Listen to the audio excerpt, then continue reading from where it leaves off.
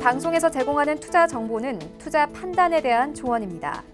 방송에서 제공하는 주식의 가치, 가격 상승 및 가격 하락에 대해서는 방송사에서 보장하지 않습니다.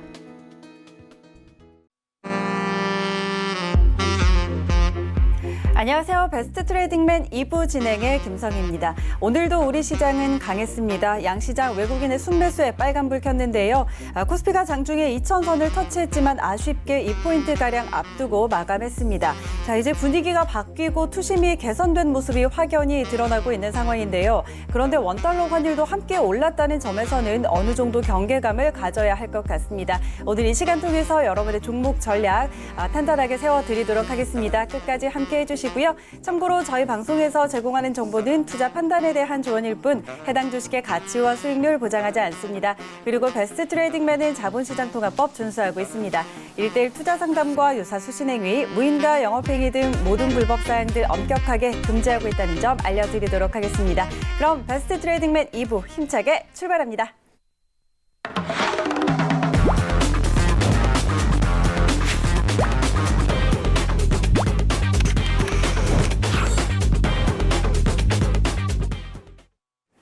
네, 오늘 이 시간 함께할 이청원 전문가 모셨습니다. 안녕하세요.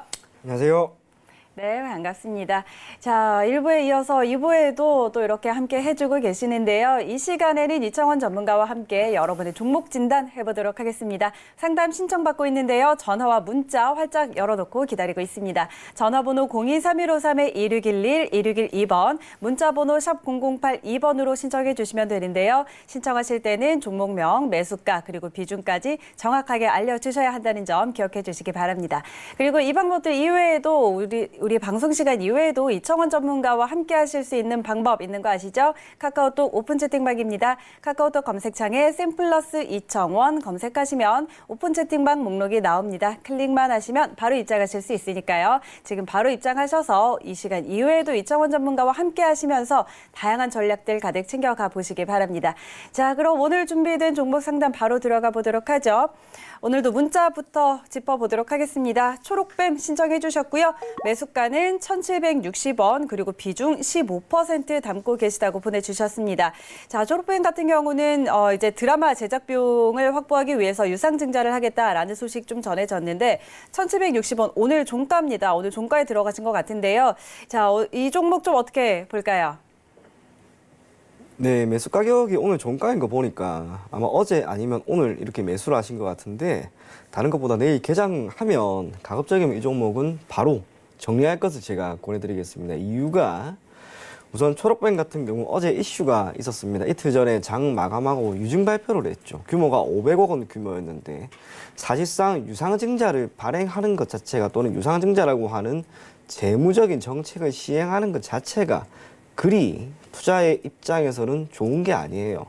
기업이 원활하게 사내 유보를 쌓아두고 안정적인 재무 구조를 가지고 있는 기업이라면 굳이 유증을 할 필요는 전혀 없다는 거죠. 그렇기 때문에 초록뱀은 사실상 지금부터 리스크가 상당히 커졌다고 할 수 있습니다. 예를 들어 주가가 소폭 올랐다고 가정을 할게요. 그러면 우리 투자자님 입장에서 이 종목을 계속해서 보유할까라고 하는 불안함이 생길 겁니다. 유증 때문에 한 번에 많은 물량이 나올 수가 있고 떨어지게 되면 유증 때문이었구나라고 하는 생각 때문에 결국에는 계속 물려있거나 손절 처리를 할 것 같습니다. 무엇보다 기업이 보유하고 있는 재무 상황이 그리 좋지가 않아요. 지금 재무 비율을 보게 되면 유동 비율보다 부채 비율이 월등히 더 크죠. 그와 함께 유보율이 통상적으로 상장사라면 그래도 안정적인 유보라고 하면 500% 이상은 보유하고 있으면 좋은데 그러지를 못합니다. 이게 뜻하라는 것은 현재 동사 같은 경우는 사내에 모아둔 현금이 그리 없다라는 거예요. 그래서 이번 사업에 대한 투자라고 하는 그런 명목으로 유증에 따라 500억이라고 하는 규모의 자금을 조달한다 하더라도 사실 내실이 그리 좋지 않기 때문에 계속해서 가지고 갈 만한 종목은 아닌 것 같습니다. 물론 우리 투자자님께서 어제였죠. 초록뱀의 주가가 어제 시가가 약 13%나 하락한 채로 출발을 했습니다. 종가는 7%. 상당히 말아 올렸다라고 표현을 할 수 있는데 그걸 보고 매수를 하셨을 수도 있습니다. 하지만 유상증자에 따른 기회는 이렇게 나오는 게 아니에요. 제가 조금 뒤에 잠시 뒤에 설명을 하나 해드릴 건데 유상증자는 필연적으로 시가를 크게 떨어뜨린 채로 출발을 합니다. 종가 기준으로 어느 정도 말아 올린다 하더라도 종가가 상승 마감하지 않으면 전혀 의미가 없습니다. 그런 기업이 예전에 딱 하나가 있었어요. 그게 상신 EDP라고 하는 기업인데 자, 이 기업 같은 경우가 2018년에 4월 30일 이때예요. 4월 30일 장 마감하고 유증 발표를 합니다. 그랬더니 그 다음날 5월 2일 바로 시가가 약 9% 정도 하락 출발을 했죠. 그런데 종가를 보게 되면 2.5% 상승 마감했어요. 이게 뜻하는 게 뭐냐면 상신 EDP라고 하는 기업은 당시 기준으로 너무나 많은 투자자들이 이 종목을 정말 괜찮다라고 어찌 보면 주식시장에 간접적으로 보내는 하나의 신호입니다. 그렇기 때문에 이후 주가는 보시는 것처럼 18,000원까지 상승을 한 걸 우리가 확인할 수가 있죠. 하지만 초록뱀은 그런 게 아니에요. 어제 비록 시가 대비 종가는 올랐다 하더라도 종가 자체가 상승 마감한 게 아닙니다. 그래서 여전히 유증에 대한 충격은 앞으로 더 나올 수가 있지 않을까 그렇게 생각이 되는 만큼 가급적이면 내일 개장과 함께 초록뱀 전부 전량 정리할 것을 권해드리겠습니다. 네, 초록뱀 첫 번째 종목으로 상담해 드렸습니다. 유상증자와 관련해서 이 재무 구조의 좀 변화, 이런 부분에서 리스크가 좀 커졌다는 이야기 해주셨고요. 바로 내일 개장과 함께 바로 정리하자라는 전략 드렸으니까 참고해 보시기 바랍니다. 다음 상담 이어가 보도록 할게요. 이번에는 줌인터넷 신청해 주셨고요. 매수가는 5,170원 그리고 비중 20% 담고 계시다고 보내주셨네요. 매수가를 보니까 가지고 계신 지 몇 개월 지나신 것 같습니다. 지난해 가을 11월 정도 가격으로 확인이 되는데 자, 이 종목은 저희 어떻게 좀 대응을 해볼까요?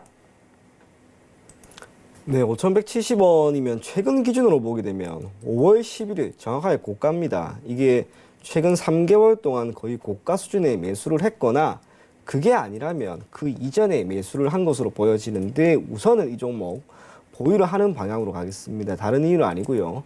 다행히 기업이 보이고 있는 재무는 좋습니다. 실적은 아쉬움이 있어요. 특히 포털 사이트죠. 포털 사이트 같은 경우에는 우리가 잠금 효과라고 하는 게 있습니다. 이게 뭐냐면 네이버를 이용한 사람들은 다음이나 다른 곳을 이용하면 불편함을 느끼고 다음을 쓰는 사람들은 또 네이버나 다른 포털 사이트를 이용하면 조금의 불편함을 느껴요. 그래서 자신이 쓰던 것만 계속 쓰게 되는데 줌닷컴이라고 하는 포털 사이트를 이용하는 고객이 대단히 많지는 않습니다.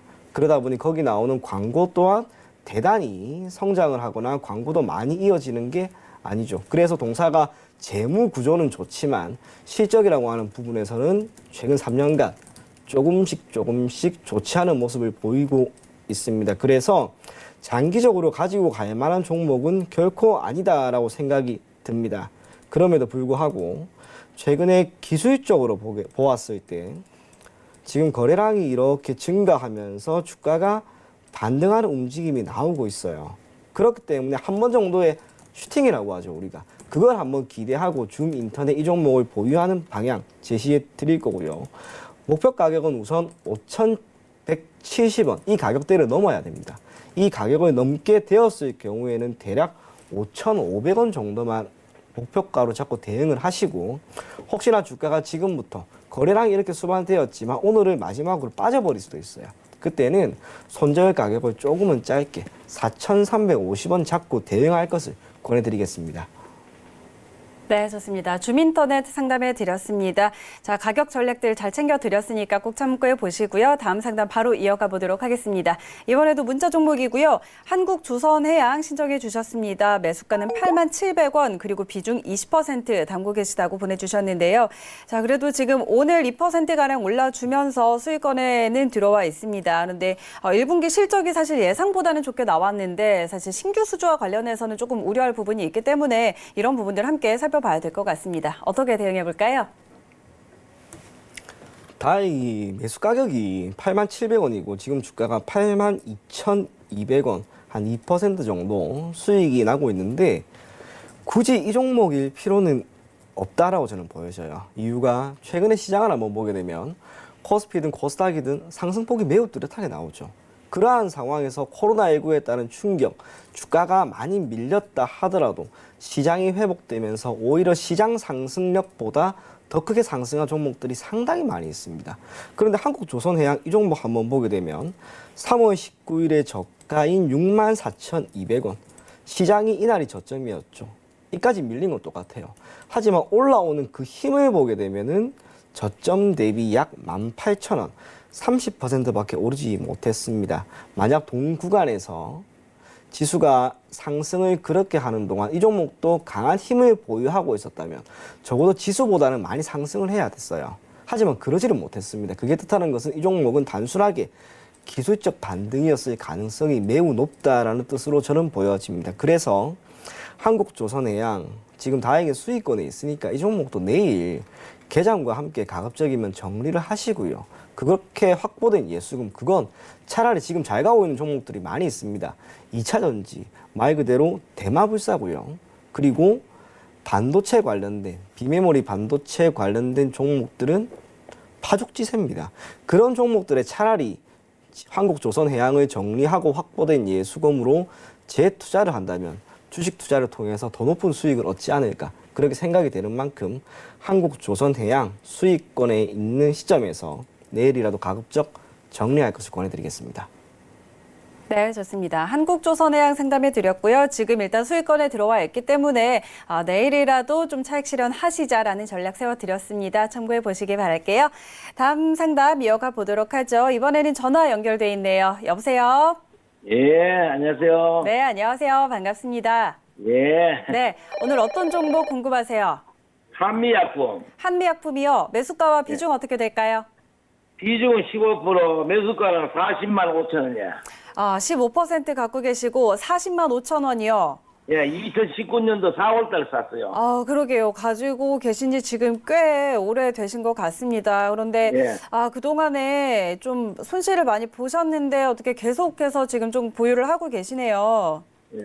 오늘 예, 좀, 근데 전자 이거 뭐 50만 원에 또 한번 팔고 다시 재매수 한번 했는데, 이게 막 위로 아빠가 이래요. 알겠습니다. 이전에 좀 수익을 내시고 그리고 다시 재매수한 가격인데 지금 가격을 떨어졌을 때 시점을 보니까 좀 기술 수출 계약 해지와 관련한 소식들 전해지면서 좀 이렇게 많이 큰 폭으로 하락을 한 것 같습니다. 자, 이제는 좀 어떻게 봐야 할지 바로 상담해 드릴게요. 예, 예. 안녕하세요. 안녕하십니까. 마음고생이 상당히 심할 것 같습니다. 이 종목.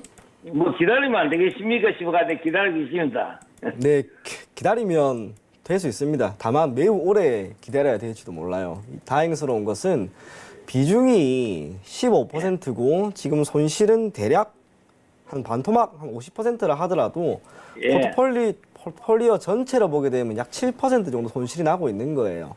예. 이게 대단한 손실은 아니라고 봅니다. 무엇보다 한미약품이 얼마 전에 기술 수출, 이전 수출이 취소된 것 때문에 주가가 한번 크게 밀렸는데 예. 그래도 제약 바이오는 뜻하지 않은 호재거리나 이슈에 따라서 주가가 급등이 나올 수 있다라고 하는 그런 기대감이 있죠. 그래서 비록 우리 투자자님이 40만 원대 매우 높은 가격에 잡았다 하더라도 기왕 2년 정도 끌고 왔으면 1년 넘게 끌고 왔으면 계속해서 보유하고 한번 가지고 가는 게 더 좋지 않을까. 사실상 지금 시점에서 손절하는 건 큰 의미가 없어요. 그래서 한미약품은 계속해서 보유를 한번 하시고요. 지금 특별한 이슈가 있다든지 파이프라인이 무엇인지 그걸 쉽게 파악하기는 힘듭니다. 주가가 수급도 그리 좋지 않습니다. 그래서 조금 더 밀릴 수 있을 것 같아요. 그래도 주가가 조금 더 밀린다 하더라도 그 부분에 대해서 크게 개의치 마시고 예. 계속해서 한미약품 보유하되 뜻하지 않은 호재가 생겨서 갑자기 주가가 빵빵빵 하고 올라가 버릴 수도 있습니다. 제약 바이오니까. 예. 그러면 그때 가서 다시 한번 문의를 주시면 그때 상황에 맞게끔 다시 한번 진단을 내려드리도록 하겠습니다. 근데 그게 한 몇 년, 1년 가겠습니까? 1년 더 갈 것 같습니다. 1년 더 갈 것 같아. 예. 어차피 이 종목 1년 보유했으면 그리고 잘 참고 있었으니까 한 1년이든 2년이든 한번 기다려보는 거죠. 예. 그러면 뜻하지 않은 호재가 분명히 나올 수도 있을 거라고 기대를 할 수 있는 거예요. 그게 주식시장이니까 너무 걱정하지 마시고 장기간이라 하더라도 한번 기다리고 대응할 것을 권해드리겠습니다. 예, 감사합니다. 네, 감사합니다. 네, 한미약품 상담해 드렸습니다. 일단 좀 보유하자라는 의견 드렸으니까 참고하셔서 잘 대응하시기 바랄게요. 다음 시청자님 만나보도록 하겠습니다. 전화 연결돼 있네요. 여보세요? 네, 다시 한번 불러볼게요. 여보세요? 예, 여보세요? 네, 안녕하세요. 반갑습니다. 네. 네, 오늘 어떤 종목 궁금하세요? ITM 반도체요. ITM 반도체 매수가와 비중 어떻게 되세요? 50%고 57,000원에 매수를 했는데요. 네. 네, 얼마나 더 갈지 조금 장기로 보고는 있는데 내년 정도에 좀 얼마나 갈지 좀 궁금해서요. 알겠습니다. 일단 지금 50% 비중 갖고 계시고 매수는 57,000원에 하셨습니다. 지금 그래도 굉장히 또 수익을 많이 내고 계시는데 자, 이쯤에서 이제 언제 차익 실현을 할지 그리고 조금 내년까지는 보고 계시는데 장기적인 전망은 어떨지 궁금하다고 하시니까 내가 바로 상담해 드리도록 하겠습니다. 이 종목 지금 외국인 수급이 좀 계속 들어오고 있어서 좀 주목을 해봐도 좋을 것 같은데 전문가님 이 종목 어떻게 대응할까요? 네, 안녕하세요. 안녕하세요. 우리 투자자님 주식 투자하신 지 좀 오래 되셨습니까? 아니요, 올해는 안 됐는데 네. 운 좋게 좀 전망이 좋다 그래가지고 예, 매매를 했는데 예. 예, 전 고점 7만 원까지는 좀 보고는 있는데 좀 수익을 딱 보고 다시 매도하고 매수를 해야 될지 해서요. 네. 알겠습니다. 우선은 목표 가격을 7만 원이 아닙니다. 7만 원이 아니라 이런 종목은 8만 원, 9만 원까지 봐도 괜찮아요. 우선 네. 지금 운 좋게 매수한 이 종목은요. 적어도 제가 봤을 때 흠이라고는 단 하나도 없는 종목입니다.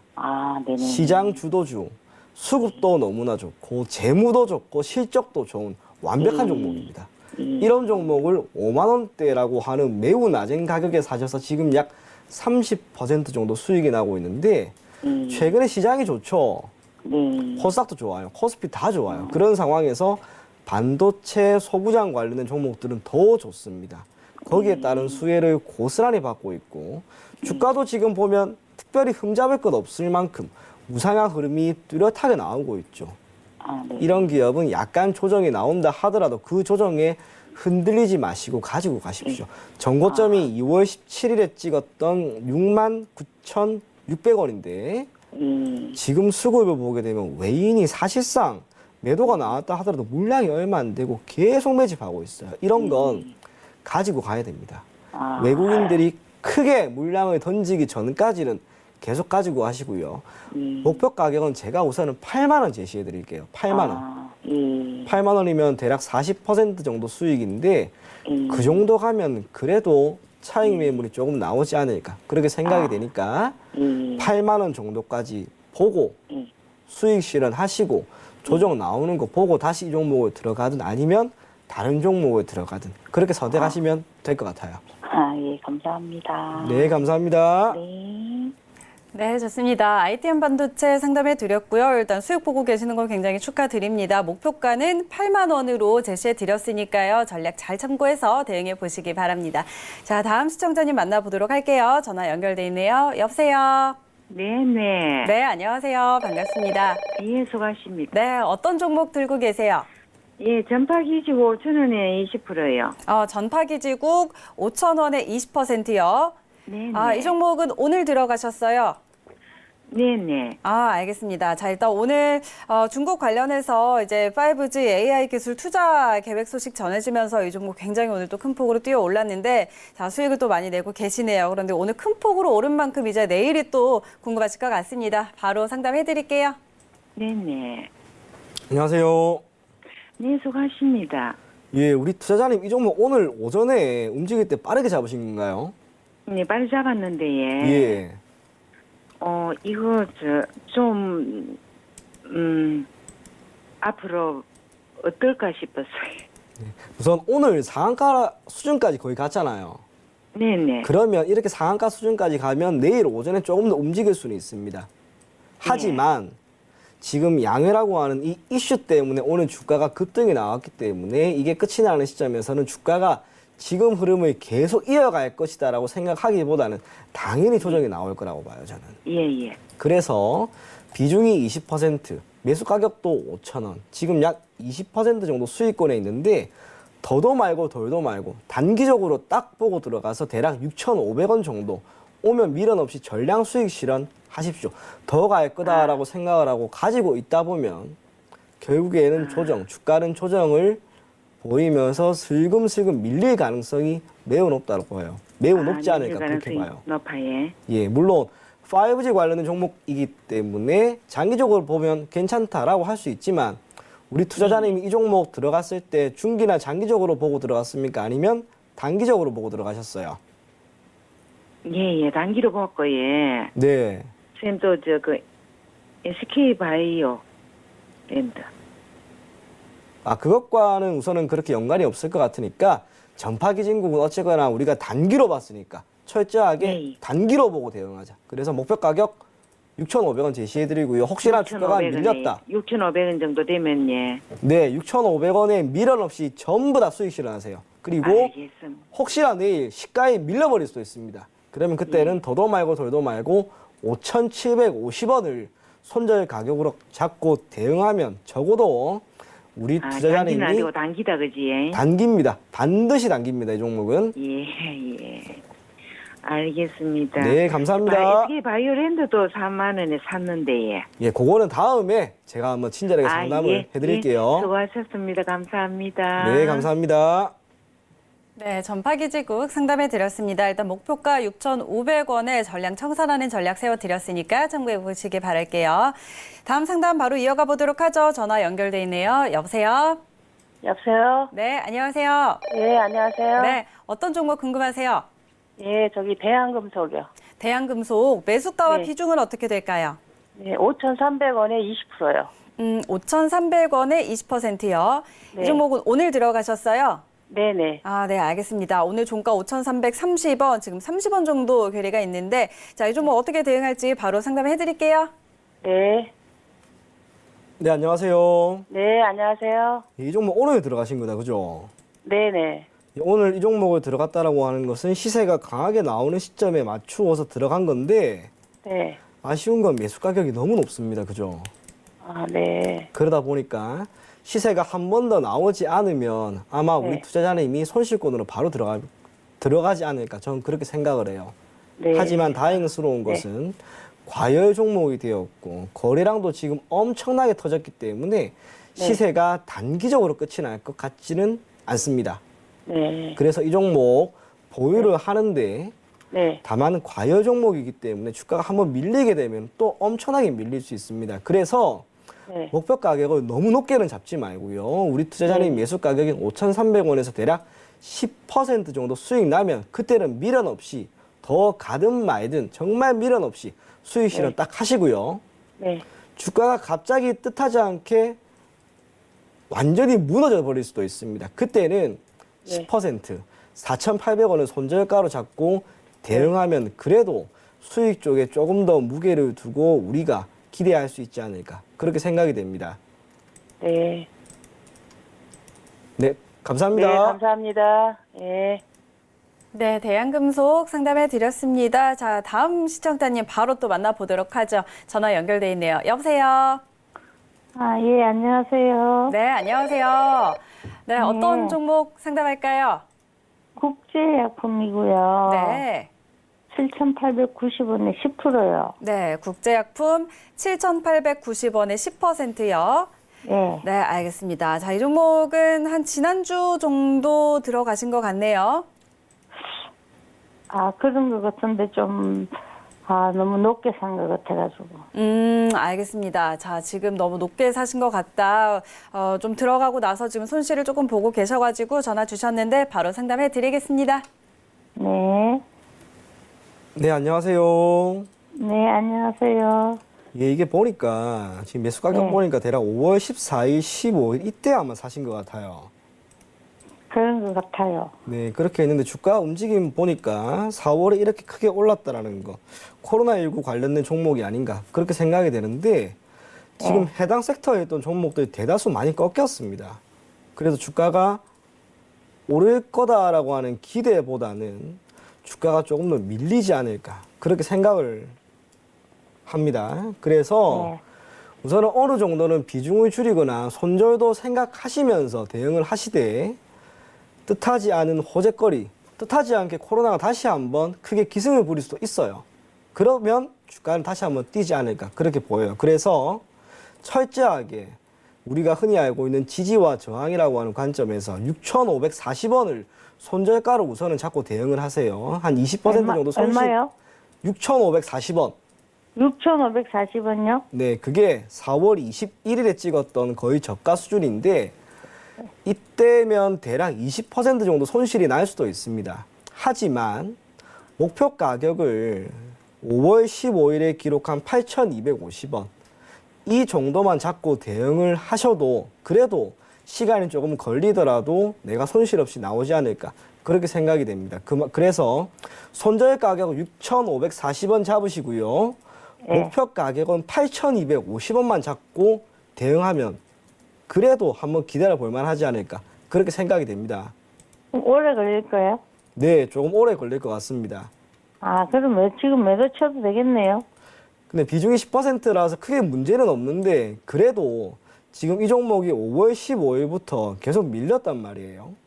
예. 이렇게 주가가 밀리면 특정 시점에서 반등도 한번 나와요. 그 반등이 얼마나 강할지, 얼마나 많이 올라갈지 거기에 기대를 한번 해봐야겠죠.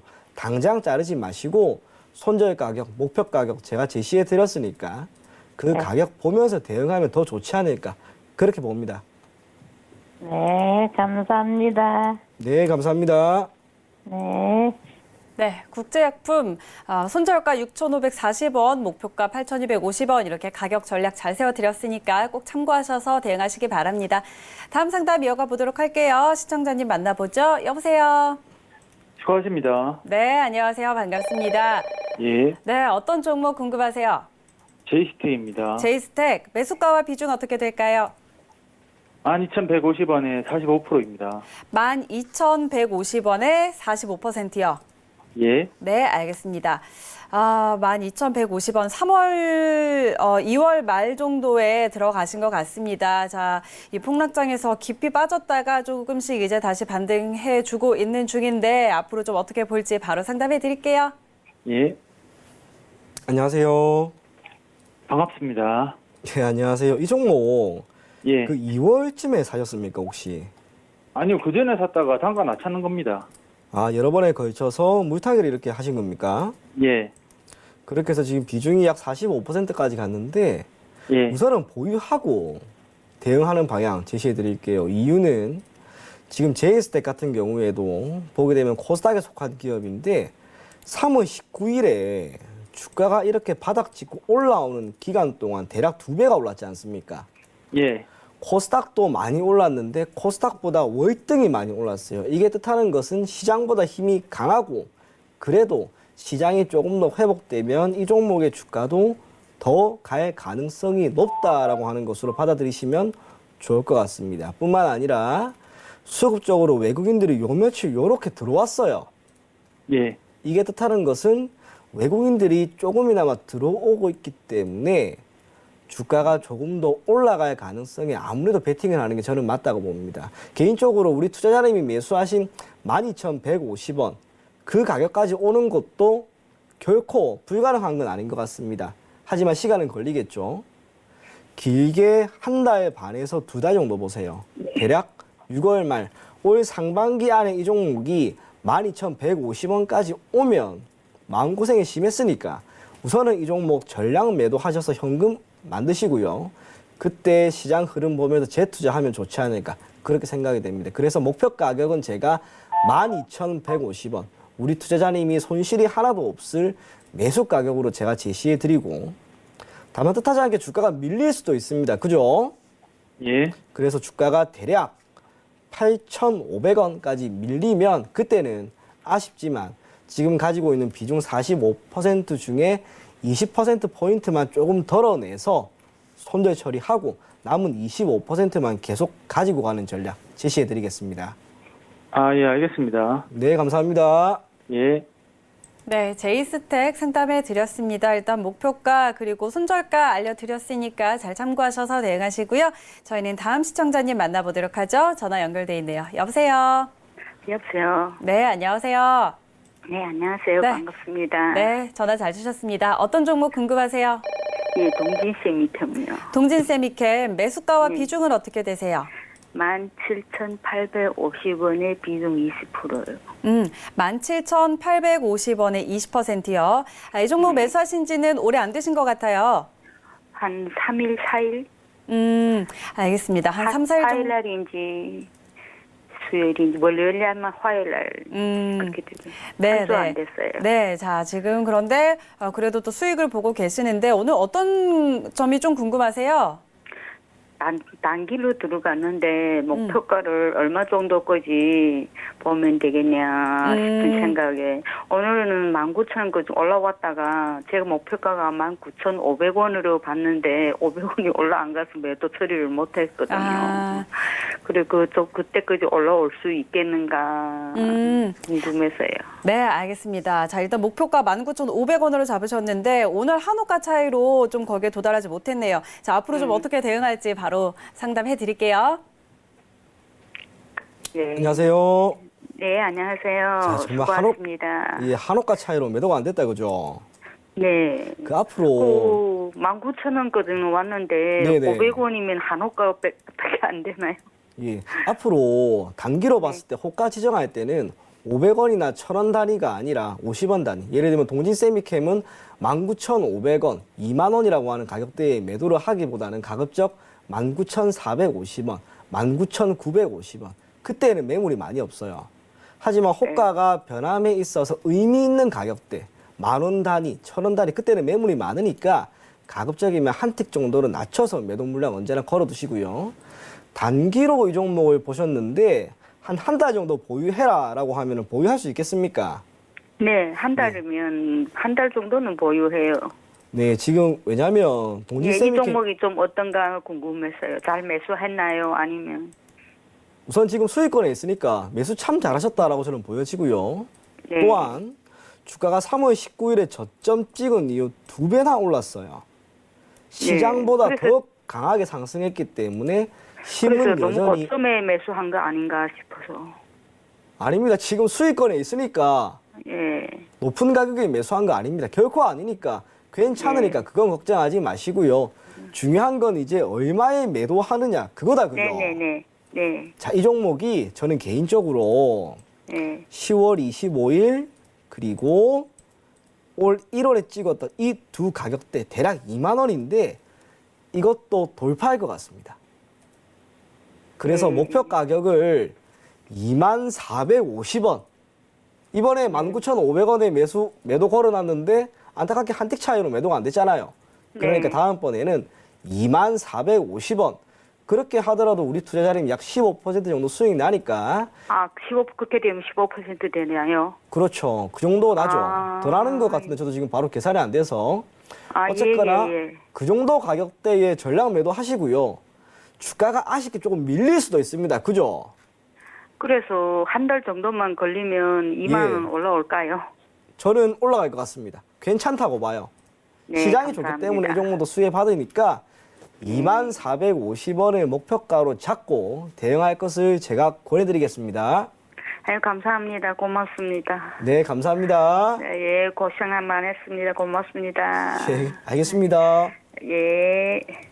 네, 동진세미캠 상담해 드렸습니다. 자, 일단 그래도 지금 수익권에 계시는데 너무 고점에 잡은 게 아닌가 하는 걱정하셨지만 걱정할 필요 없고 목표가 2450원 이렇게 챙겨 드렸으니까 참고해 보시기 바랍니다. 다음 상담 이어가 보도록 할게요. 이번에는 문자 종목 짚어드리도록 하겠습니다. 아시아나항공 신청해 주셨고 매수가는 4,250원 그리고 비중 40% 담고 계시다고 보내주셨네요. 매수가가 지난 화요일에 좀 찍고 내려온 그 꼬리의 가격이 좀 있는데 지금 비중이 또 작지는 않습니다. 손실 보고 계시는데 이 종목 어떻게 대응할까요? 우선은 지금 아시아나항공이 주가 흐름이 제 눈에 별로 좋지가 않아요. 그리고 내일 아마 하락 출발이 어느 정도 되지 않을까 그렇게 생각이 되는데 가급적이면 손실이 조금 있는 구간이고 비중도 40% 큽니다. 그래도 내일 개장을 하면은 가급적이면 비중을 절반 정도는 줄이고 남은 비중만 조금 가지고 가면 좋지 않을까 그렇게 생각이 돼요. 내일 항공주가 제주항공이 유상증자가 떴기 때문에 항공주가 전반적으로 시세가 조금 안 좋을 가능성이 높습니다. 물론 수급이 개선되면서 주가가 반등을 할 수도 있겠지만 적어도 장 초반부터 움직이면 분명히 안 좋을 거예요. 그 충격이 조금 더 길어질 수도 있을 것이다 라고 생각이 됩니다. 그래서 아시아나항공 내일 시가 가격이 얼마가 되든 상관없습니다. 절반은 덜어내시고요. 남은 절반은 1년이든 1년 반이든 시간이 걸려도 계속해서 보유하고 가지고 갈 것을 제가 권해드리겠습니다. 네, 좋습니다. 아시아나항공 상담해 드렸습니다. 일단 내일 장에서 절반 정도 비중 축소하시고 나머지는 좀 들고 가보자 하는 전략 세워드렸으니까 참고해 보시고 대응하시기 바랍니다. 자, 오늘 종목 상담은 시간 관계상 여기까지 해드리도록 하고요. 오늘 이 시간 굉장히 아쉬우실 것 같은데요. 이청원 전문가와 함께하고 싶으신 분들은 카카오톡 오픈 채팅방 여기에다가 샘플러스 이청원 검색하시면 들어가실 수가 있습니다. 꼭 참고하셔서 함께해 보시기 바랍니다. 자, 그럼 저희는 뉴욕 증시 3대 지수 개장 상황 전해드리도록 할게요. 오늘은 소폭 하락세를 보이고 있습니다. 0.1% 안팎의 하락세를 보이고 있는데요. 이번 주에 굉장히 또 급격하게 올라온 데에 대한 차익 매물들이 좀 나오고 있고 아까 전에 1시간쯤 전에 경제 지표들이 발표가 됐습니다. 필라델피아 제조업 지수 그리고 신규 실업수당 청구 건수 예상치보다 조금 악화된 수치로 발표가 됐다는 점도 반영이 되고 있는 듯 보입니다. 자, 이렇게 개장 상황 전해드리고요. 저희는 잠시 후에 이청원 전문가의 투자 팁 들고 돌아오도록 하겠습니다.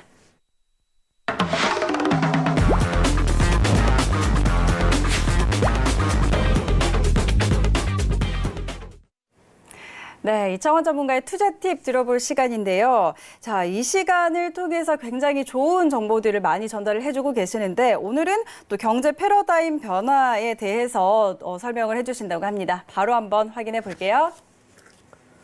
네, 최근에 시장이 매우 좋습니다. 그 기저에는 아마 한국판 뉴딜 정책이라고 하는 이 이슈가 정부 차원에서의 발표가 이루어짐에 따라 새로운 산업이 계속해서 성장할 것이다라고 하는 그 기대감이 증시의 상승을 고스란히 견인하고 있는 것으로 보여집니다. 그래서 제가 오늘 뉴딜 정책이라고 하는 것과 함께 경제사에 대한 이야기, 조금 원론적인 이야기가 될 것 같은데 여러분들이 그래도 한번 알아봤으면 하는 생각이 들어서 오늘은 경제 패러다임의 변화, 뉴딜 정책이 어떻게 시행이 되었고 지금까지 주류 경제학이 무엇인지에 대해서 간단하게 설명을 하겠습니다. 오른쪽에 보이는 자본주의 역사 바로 알기라고 하는 책이 있습니다. 경제학과라든지 경영학과 학생들은 아마 이 책 거의 다 알 거예요. 이유는 1학년, 대학교 1학년 1학기 때 거의 대다수 리포트로 항상 읽어보라 또는 리포트로 제출해라 라고 하는 그 책이 됩니다. 이 책에서 이야기하는 게 다른 건 아니에요. 기존의 자본주의가 성장을 함에 있어서 산업혁명에 대한 역사와 주류 경제학, 경제 대공황 이전까지 주류 경제학이었던 아담 스미스의 작은 정부에 대한 이야기를 합니다. 사실 그렇죠. 산업혁명이 일어난 이후로 전 세계가 급격하게 공급량이 증가합니다. 그와 함께 다양한 산업이 태동을 하게 되고 그에 따라 인적, 노동, 자본, 토지 이 모든 것들이 집약이 되면서 세계 경제가 말 그대로 부흥기에 접어들게 됩니다. 그런데 그 당시에 시장을 움직이고 해당 경제를 움직이는 주류 경제학이 있었습니다. 그게 바로 여러분들이 누구나 들어보셨던 아담 스미스의 작은 정부죠. 그리고 이 작은 정부라고 하는 것은 결국에는 정부가 시장에 최대한 개입을 하는 것이 아니라 시장이 가지고 있는 이 자율성에 초점을 맞추고 가격의 변화에 따라 기업이 자발적으로 공급량과 수요량을 조절할 수 있게끔 하라라고 하는 것이었습니다. 덕분에 세계 경제가 분명 크게 성장을 한 것은 맞습니다. 하지만 뉴딜 정책이 나왔던 근본적인 원인이었던 1929년에 있었던 경제 대공황이 많은 것을 바뀌었죠. 당시에는 그랬어요. 경제 대공황이 일어남에 따라 주식시장이 폭락을 하고 수없이 많은 사람들이 자신의 일자리를 잃었습니다. 그럼에도 불구하고 당시에 미 정부든 영국 정부는 기타 많은 국가들은 시장의 자율성에 맡길 것이다. 왜? 경제 주류학, 당시의 주류학이었던 작은 정부와 보이지 않는 손이라고 하는 해당 이슈가 분명히 시장을 원활하게 회복시켜 줄 것이다라고 하는 기대감이 있었죠. 하지만 너무 오래 걸리는 거예요. 그러다 보니 작은 정부는 이제 더 이상 시장에서 또는 정부가 추창하거나 정부가 가지고 갈 만한 정책은 아니다라고 하는 것으로 만들어집니다. 그때 나왔던 게 여러분들이 역시 들어보셨을 겁니다. 존 케인즈 롤스죠. 큰 정부, 유효 수요의 창출. 이게 뜻하는 것은 수요가 공급을 창출해야 된다라고 하는 것. 참고로 셰이의 법칙이라고 하는 게 있습니다. 공급은 수요를 창출한다라고 하는 것인데 기업이 수없이 많은 재화를 찍어내면 자연스럽게 수요가 창출될 것이다라고 하는 것. 하지만 이것이 공급 과잉을 일으켰고 공급 과잉은 다른 두 글자로 줄이면 꼭 공황이 되죠. 그게 공황을 이끌었던 거예요. 그래서 케인즈가 유효 수요를 창출해야 된다라고 하는 이슈와 이야기를 꺼내면서 당시에 미 정부를 끊임없이 설득을 하고 덕분에 지금 우리가 알고 있는 뉴딜 정책이죠. 토목이든 건설이든 정부 차원에서의 재정 지출을 엄청나게 늘리면서 수없이 많은 일자리를 비록 일용직이든 단기든 창출합니다. 그렇게 소비가 조금씩 살아나다 보니 자연스럽게 미 경제가 회복이 됐던 거예요. 그리고 그 회복이 됐던 시점이 불과 몇 년 걸리지가 않았습니다. 그러다 보니 지금 우리가 뉴딜 정책이라고 하는 것에 대해서 매우 긍정적으로 평가를 할 수가 있고 며칠 전에 발표된 한국판 뉴딜 정책이라고 하는 것도 결국에는 이 뉴딜 정책에서 나왔고 새로운 산업이 지속적으로 성장할 수 있는 토대를 만들겠다라고 하는 거죠. 하지만 이 시점이 약간은 매우 좋은 것 같아요. 왜냐하면 현재 정부가 사실상 임기의 말로 가면 갈수록 각국의 모든 정부가 다 그렇죠. 대통령이 레임덕 현상을 갖게 됩니다. 하지만 이번 4.15 총선에서 대한민국의 경우 말 그대로 거대 야당이 집권 여당이 거대 야당이 됨에 따라 현 정부가 밀어붙이는 사업에 대해 힘을 보탤 수가 있죠. 그러다 보니 현 정부가 연초부터 또는 임기 초부터 계속해서 주장해왔던 5G라든지 4차 산업 관련된 기업들 또는 이에 대한 투자가 조금 더 탄력을 받은 게 아닌가. 그리고 이것이 현재 우리나라 증시를 매우 강하게 지탱할 수 있는 동력이 아닌가. 그렇게 생각이 됩니다. 물론 현 시점에서 약간은 변화는 있습니다. 그건 바로 미국과 중국. 이 두 국가에서 우리가 생각을 하면 좋을 것 같은데 미국은 간단하게 이야기하면 소비대국이에요. 전 세계가 창출하는 모든 재화의 25% 수준을 이 미국이라고 하는 한 국가가 모두 소비를 해버립니다. 반면 중국은 공급대국이죠. 여러분들이 한 번씩 알고 있는, 누구나 알고 있는 거죠. 메이드 인 차이나. 조악하고 싼 제품. 하지만 전 세계에 너무나 많이 공급이 되어 있기 때문에 이젠 가격이 올라가면 한편으로는 차이나 플레이션을 우려할 만큼 중국 또한 세계에서 많은 공급을 보이고 있는 국가입니다. 그런데 서프라임 사태를 기점으로 해서 두 국가의 움직임이 조금씩 달라지죠. 참고로 소비대국이었던 미국 같은 경우에는 중산층이 현저하게 줄어듭니다. 이게 타격이 컸어요. 중산층이라고 하는 것은 단순하게 소득이 어느 정도 된다라고 하는 것보다 소비 성향이라고 우리가 표현을 해요. 가처분 소득 대비 소비의 총량, 이게 일정 수준을 유지하고 있는 소비 성향 덕분에 안정적인 경제 성장이 나타날 수 있습니다. 하지만 중산층이 서프라임 모기지 사태 이후로 크게 줄어들게 됨에 따라 소비 성향의 분모를 차지하는 가처분 소득이 줄어들었고 소비량은 어느 정도는 일정한 수준을 보이기 때문에 소비 성향이 크게 낮아지는 현상이 나타나게 됩니다. 그게 결국에는 소비 대국이었던 미국의 경제가 탄력을 받는데 어느 정도는 탄력을 잃게 만드는 원동력이 되었고 중국은 다른 거죠. 2000년대 이후로 연 8% 이상의 경제 성장을 이루겠다라고 하는 바오바 정책이 정확하게 서프라임도 이겨냈지만 2014년을 기점으로 완전히 꺾입니다.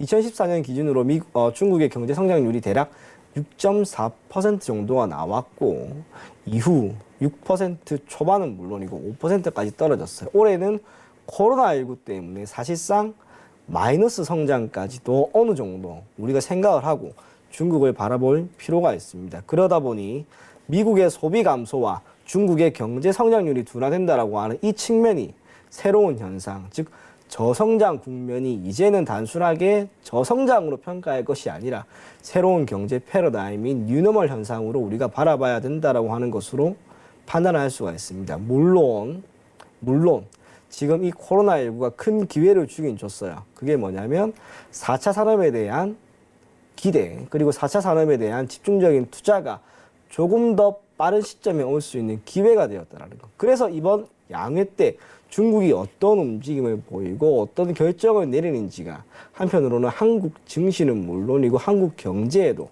큰 영향을 미치는 변수가 되지 않을까, 그렇게 생각을 합니다. 다시 한국판 뉴딜 정책으로 돌아오게 된다면 사실 그렇죠. 뉴딜 정책은 결국에는 4차 산업, 그중에서도 4차 산업의 핵심이라고 할 수 있는 이 제조업과 ICT 이 두 개의 결합.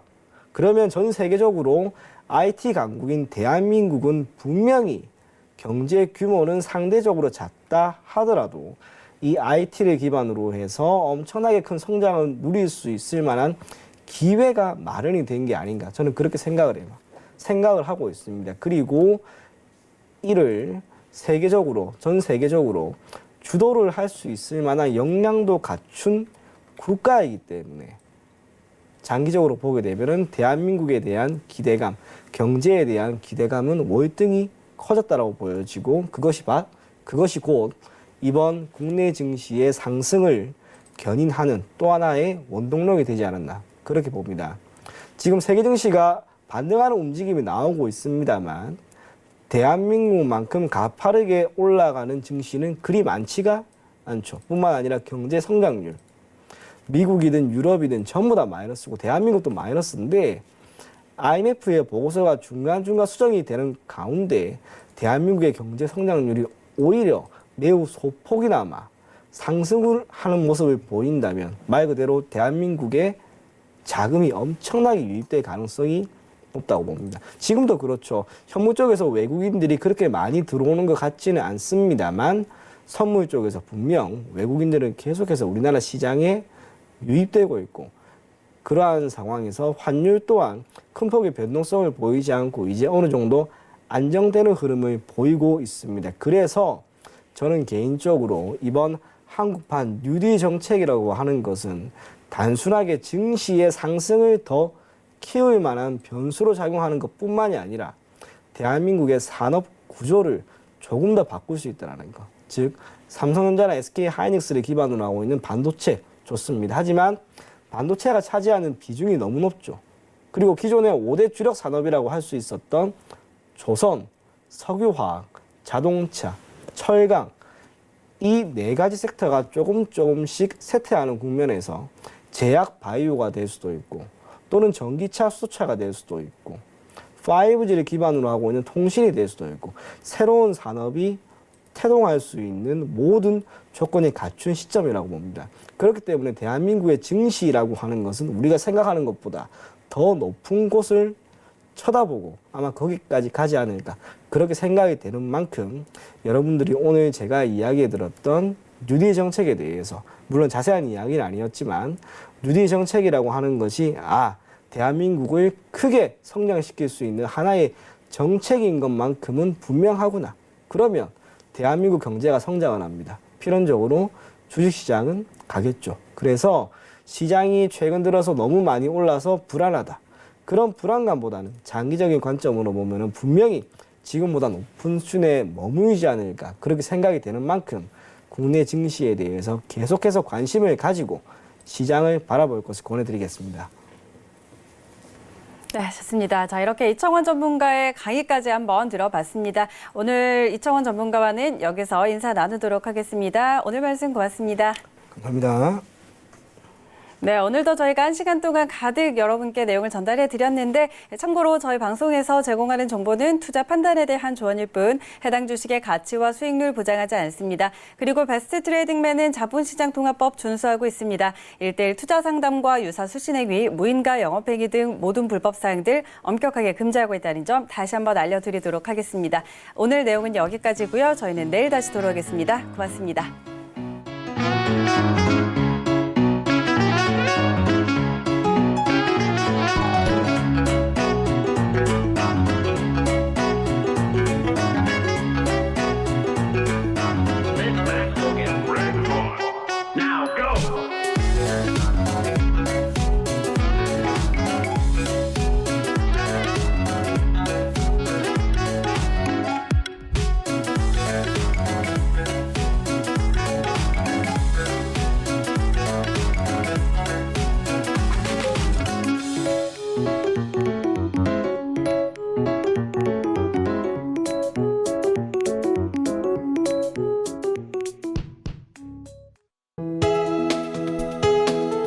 본 방송에서 제공하는 투자 정보는 투자 판단에 대한 조언입니다. 방송에서 제공하는 주식의 가치, 가격 상승 및 가격 하락에 대해서는 방송사에서 보장하지 않습니다.